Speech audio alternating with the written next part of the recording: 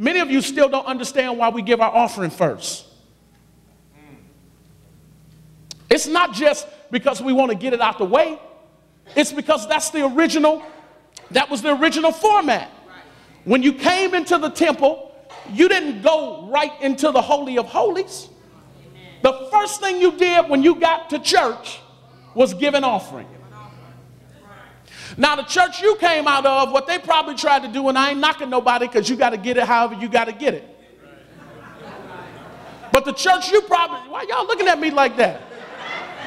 The church you came out of, they sang songs and stirred up your emotions, and right when you got to the peak of your emotions, they said, it's offering time. Right? See, some of y'all going. And so now your experience with giving is rooted in the emotional realm versus being rooted in the truth of the scriptures. That a man soweth, that shall a man also reap. So if you sow money, you're not going to reap health. That is a part of it. But if you sow dollars, you're going to reap. Y'all scared to say it? What? All right? It's just a simple principle. So the format of the temple was you come in, you give an offering. You don't sing songs first. You come in, you give an offering. You deal with your flesh.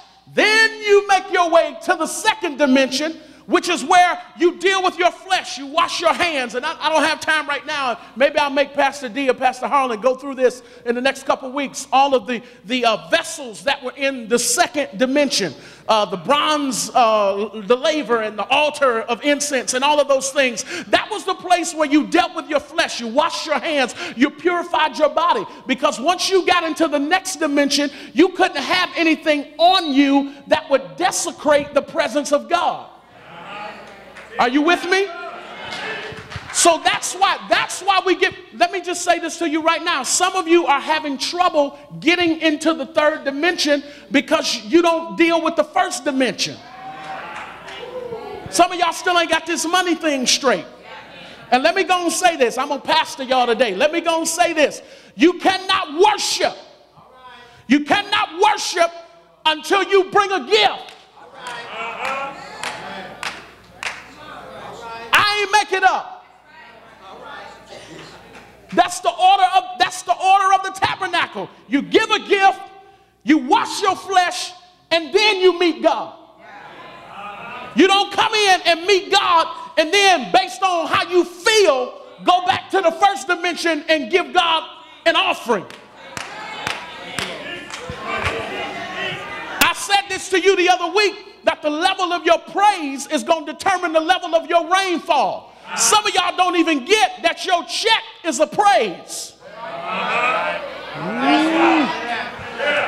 Y'all don't want to feel me on that, but tell somebody your check is a praise. Come on, tell them your money is a praise. And let me go and say this right now. The level of your praise is going to determine the level of your rainfall. So you want to know why it's just overcast and you ain't got no rain?